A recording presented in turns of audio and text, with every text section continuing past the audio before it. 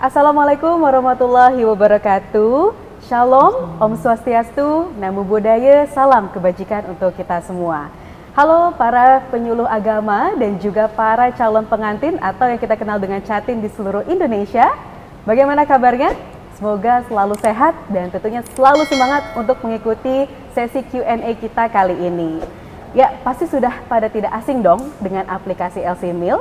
Aplikasi LC Mil atau yang kita tahu dengan aplikasi elektronik siap nikah dan hamil merupakan salah satu program BKKBN dengan bentuk elektronik dan bertujuan untuk menurunkan angka stunting di Indonesia.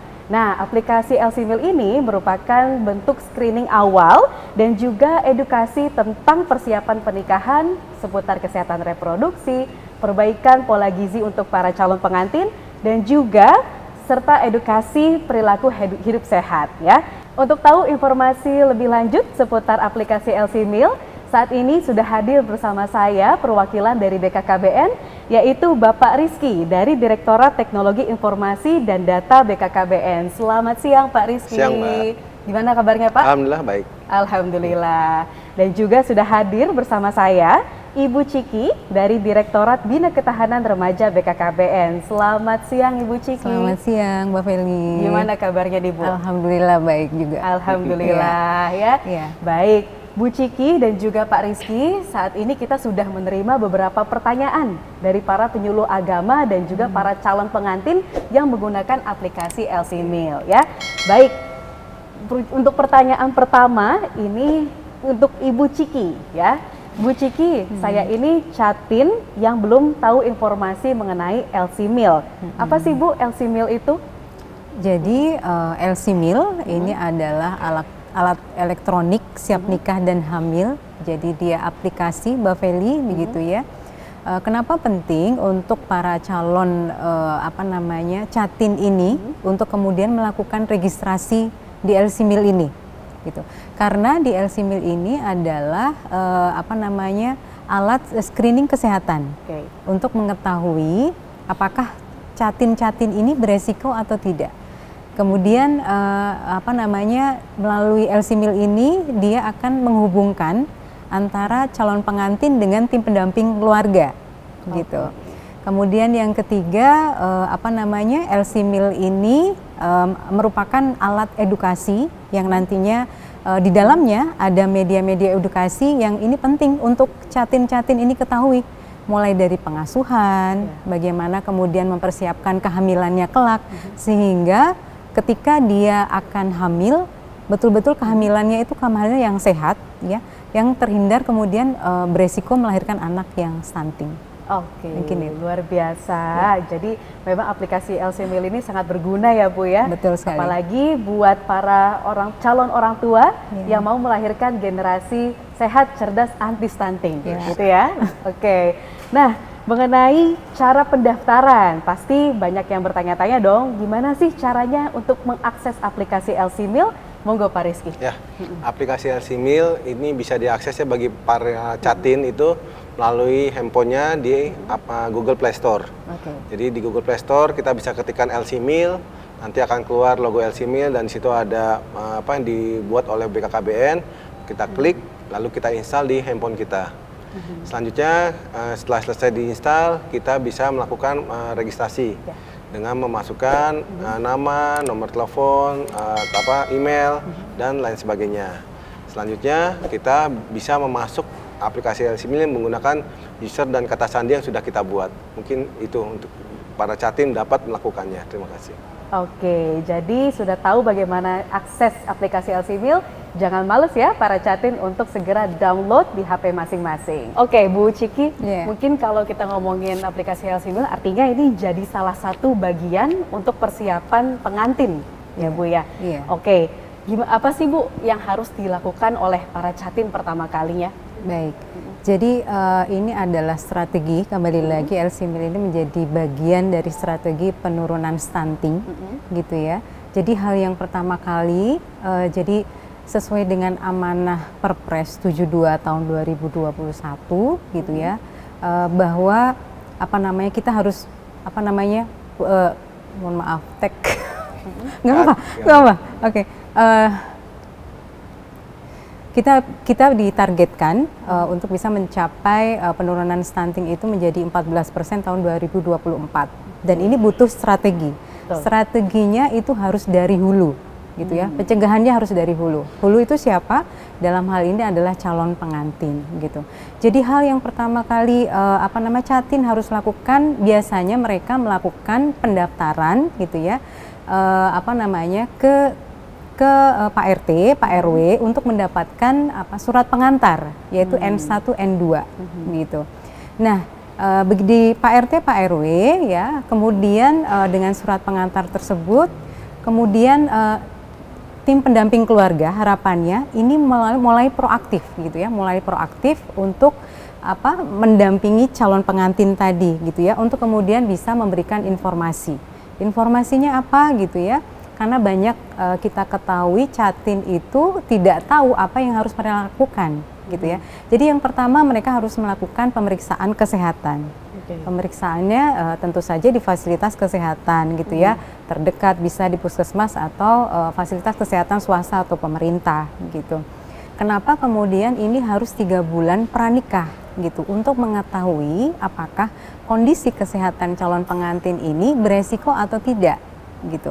Nah, dari pemeriksaan kesehatan di puskesmas atau fasilitas kesehatan terdekat, itu kemudian ada 4 variabel yang nantinya akan dimintai oleh para calon pengantin ini. Yang pertama adalah usia, kemudian tinggi badan, berat badan, kemudian kadar HB, dan ukuran lingkar lengan atas, gitu ya. Nah, ini kemudian yang akan dimasukkan ke dalam aplikasi ini. Kenapa 4 variabel ini adalah 4 variabel yang menjadi proximate determinan dari resiko seseorang itu beresiko melahirkan anak stunting atau tidak, gitu. Jadi ini penting sekali untuk para calon pengantin melakukan pemeriksaan kesehatan. Kemudian tentu saja setelah melakukan registrasi di dalam LC-MIL, melakukan penginputan, kemudian akan keluar nantinya sistem akan menghitung sendiri, gitu ya. Kemudian Catin ini beresiko atau tidak, kondisinya ideal atau tidak, gitu. Nah, setelahnya kemudian Catin datang ke KUA untuk kemudian memperlihatkan sertifikat tersebut, gitu. Dan poinnya adalah Mbak Feli, ketika misalnya didapati Catin itu beresiko, itu kemudian tidak membatalkan pernikahannya, ya. Jadwal pernikahannya nggak akan batal, tapi tetap dia bisa melangsungkan pernikahan dengan tetap dilakukan pendampingan oleh tim pendamping keluarga sampai betul-betul kondisi kesehatan calon pengantin itu dalam kondisi yang sehat atau ideal. Itu sih prinsipnya, Mbak Feli. Oke, sip. Jadi kalau misalnya LC-MIL itu sebagai screening awal, Bu, artinya informasi semuanya harus dilengkapi ya, sesuai dengan formulir yang ada di aplikasi. Nah, Bu, ini ada pertanyaan dari salah satu penyuluh agama ya. Bagaimana kalau ada pengantin yang belum dicatat di LC-MIL, apakah ada sanksi untuk Catin? Karena selama ini belum ada pasangan yang melapor, Bu Ciki. Iya, ini banyak ya ternyata pernyataan itu ya. Jadi memang untuk calon pengantin yang memang belum melakukan pendaftaran aplikasi LC-MIL, tidak akan ada sanksi, Mbak Feli, tidak akan ada sanksi, gitu ya. Cuma gitu memang diharapkan karena memang ini adalah masa transisi, hal yang baru untuk para calon pengantin, mereka tentu saja diharapkan harus melakukan registrasi biar nanti terhubung dengan tim pendamping keluarga untuk kemudian dilakukan pendampingan, gitu. Itu prinsipnya seperti itu. Ya. Untung aja ya Bu ya, karena belum daftar LC-MIL takutnya nanti malah dibatalkan pernikahannya, tapi ternyata tidak ya. Tidak. Oke, jadi jangan khawatir dan sekarang kita bisa bertanya kepada Pak Rizky nih. Pak Rizky, bagaimanakah cara mendaftar di aplikasi LC-MIL sebagai calon pengantin? Ya, untuk mendaftar di aplikasi LC-MIL, tadi pertama kita menggunakan Google Play Store ya Mbak ya, masuk ke sana, kita instalkan aplikasi, Selanjutnya setelah aplikasi terinstal di handphone atau di smartphone Catin, itu kita isikan tadi seperti kata Kak Cikik, ada hal-hal yang nantinya akan menjadi indikator apakah calon pengantin itu berisiko atau tidak. Nah, selanjutnya setelah kita mendaftarkan, kita juga akan mendapat sertifikat ya Bu ya, kalau tidak salah ya. Jadi kita ada di aplikasi itu ada muncul sertifikat dengan tulisan berisiko tidak berisiko. Tapi tadi seperti ditekankan oleh Kak Cikik bahwa ketika sertifikat itu berisiko, itu tidak membatalkan calon pengantin itu untuk tidak menikah. Jadi tetap menikah dan tetap akan kita dampingin oleh petugas tim pendamping keluarga. Dan jadi tadi saya juga tambahkan Ibu ya, ketika tadi tidak mengisi, kami pikir Catin itu diharapkan mengisi. Kenapa? Karena banyak manfaat ketika dia mengisi aplikasi LCMIL ini. Ketika kita didampingin, oh ternyata kondisi Catinnya berisiko, selalu didampingi selama 3 bulan atau kurang, lalu selanjutnya nanti ketika proses kehamilan juga akan didampingin, akan diberikan asupan gizi dan segala macam seperti itu. Oke, jadi kalau untuk aplikasi LCMIL sendiri, jika sudah terdaftar pasti sudah ada notifikasinya ya Pak ya? Sudah ada.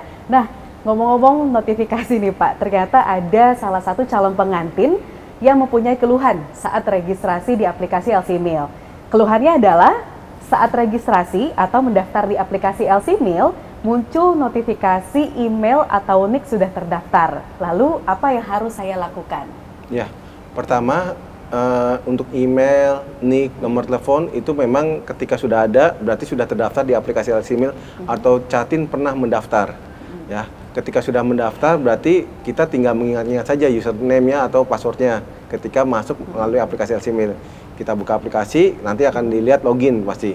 Lalu kita ketikkan user, kita ketikkan password. Nah, kalau memang sudah bisa berarti dia akan melihat profil dari Catin tersebut. Seperti itu. Oke. Jadi memang kendala-kendalanya itu sudah pasti bisa ditangani ya Pak ya, dari satu sistem. Ya. Nah, lanjut ngomongin mengenai pertanyaan dari para Catin. Bu Ciki, ada lagi yang nanya Bu Ciki. Nah, jadi pertanyaannya kali ini datang dari penyuluh agama. Pertanyaannya adalah, pendampingan Catin atau pranikah idealnya 3 bulan sebelum menikah. Namun, ada Catin daftar nikahnya 1-2 minggu sebelum pelaksanaan. Bagaimana solusinya? Ya, tetap dilakukan pendampingan Mbak Feli begitu ya untuk para calon pengantin ini, karena memang ini adalah masa peralihan, masa transisi di mana juga kita mempunyai amanah Perpres 72 tahun 2021 terkait dengan percepatan penurunan stunting. Jadi harapannya semua Catin ini terdampingi gitu ya, semua Catin terdampingi dan mendapatkan pendampingan dari tim pendamping keluarga gitu. Oke, ya. Masih terkait Bu Ciki pertanyaannya dari penyuluh agama, ada yang bertanya bahwa bagaimana dengan Catin yang tinggal sebulan saja di daerah saya dan di bulan kedua Catin ini pergi merantau, apakah mereka akan tetap tercatat di LCMIL Bu? Ya, jadi untuk pencatatan di LCMIL tetap dilakukan. Jadi pendekatannya adalah pendekatan kewilayahan dan jadi Catin berdasarkan KTP. Kartu penduduk begitu ya. Jadi nanti diharapkan para calon pengantin ini tetap melakukan registrasi di dalam LCMIL sesuai nanti dengan kewilayahan KTP Catin itu berada. Maka nanti di sana tim pendamping keluarga akan menghubungi Catin tersebut. Yap. Berarti artinya lumayan fleksibel ya Bu ya untuk di LCMIL sendiri. Nah, Bu, kalau ada pengantin yang belum dicatat di LCMIL, apakah ada sanksi untuk Catin? Karena selama ini belum juga ada pasangan yang melapor nih Bu Ciki. Ya, untuk sanksi tidak ada, gitu ya. Untuk sanksi tidak ada. Namun kami berharap melalui tim pendamping keluarga itu terus proaktif untuk mencari ya keberadaan Catin-Catin ini. Di mana saja di wilayah mereka terdekat, di wilayah kerja mereka terdekat gitu. Karena memang informasi terkait dengan registrasi LCMIL ini juga masih hal yang baru begitu. Belum banyak Catin-Catin ini yang mendapatkan informasi gitu ya, sehingga perlu penguatan dari tim pendamping keluarga untuk proaktif mencari catin-catin di mana wilayah kerja atau desa mereka berada. Ya, jadi seperti yang Bu Ciki bilang bahwa memang aplikasi LCMIL ini masih dalam masa transisi ya. Jadi wajar saja kalau masih banyak yang bingung atau masih banyak yang melakukan kesalahan saat registrasi di aplikasi LCMIL. Nah, terkait kesalahan registrasi di aplikasi LCMIL, saya juga dapat pertanyaan nih Pak Rizky dari salah satu pengguna Catin kita ya. Pertanyaannya adalah, saya lupa kata sandi atau password yang didaftarkan. Lalu apa yang harus saya lakukan, Pak? Oh ya. Untuk lupa kata sandi atau password yang digunakan, itu kita masuk saja aplikasi LCMIL. Di bawah login tuh nanti akan ada kata-kata lupa kata sandi. Itu Catin tinggal klik saja situ, lalu masukkan email. Selanjutnya ketika kita sudah masukkan email, kita tinggal tunggu email kita. Nah, kita akan dapat dari admin @lcmil.com. Nanti dari situ kita lihat untuk bisa masuk ke dalam aplikasi kembali. Jadi semacam ada password yang baru gitu. Tetapi apabila kita tunggu di email tidak ada, mungkin kita lihat di kotak spam kita ya, kotak yang untuk sampah-sampah, mungkin email kita nyangkut di situ. Jadi setelah kita lihat ternyata ada, kita juga berlakukan sama, kita klik saja dari email itu, lalu kita bisa kembali login ke aplikasi LCMIL seperti itu. Oke, yap. Nah, Pak Rizky, ada lagi yang bertanya, tapi kali ini kasusnya bukan lupa email, bukan lupa password, dan juga bukan karena nick. Tapi pertanyaannya Pak, kenapa saya tidak bisa masuk atau login ke aplikasi LCMIL? Oh ya, ini banyak memang pertanyaan ini ditujukan ke kami ya. Kenapa ini aplikasi tidak bisa masuk atau kita tidak bisa mengakses? Nah, pertama yang harus kita pastikan adalah jaringan ya. Karena aplikasi ini menggunakan jaringan, mohon maaf terkadang jaringan di Indonesia itu turun naik walaupun di kota besar. Jadi terkadang itu harus kita pastikan dulu jaringan memang tidak bermasalah. Ketika jaringan tidak bermasalah, kita coba menggunakan aplikasi untuk pertama mendaftar. Apabila memang belum mendaftar, apabila sudah mendaftar tinggal memasukkan user dan kata sandi yang sudah dibuat sebelumnya seperti itu. Nah, setelah itu kedua, kita juga pastikan di handphone kita memang sudah terupdate. Biasanya dari Google itu update aplikasi LCMIL. Nah, itu mungkin kita coba pastikan dulu apakah aplikasi itu sudah terupdate.